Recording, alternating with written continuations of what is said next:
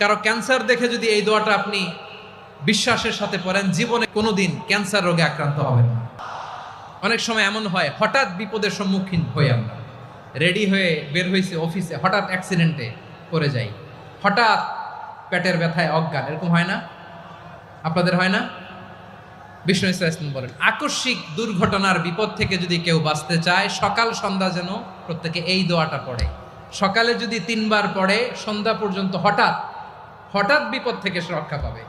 Two be protected from sudden calamity, sudden disaster, sudden calamity, হঠাৎ বিপদ, হঠাৎ ভয়ঙ্কর কোন আকস্মিক বিপদ থেকে আল্লাহ বাঁচায় দিবে। সকালে পড়লে সন্ধ্যা পর্যন্ত প্রোটেক্টেড, সন্ধ্যাবেলায় যদি 3 বার পরে সকাল পর্যন্ত প্রোটেক্টেড। সুবহানাল্লাহ পড়ে।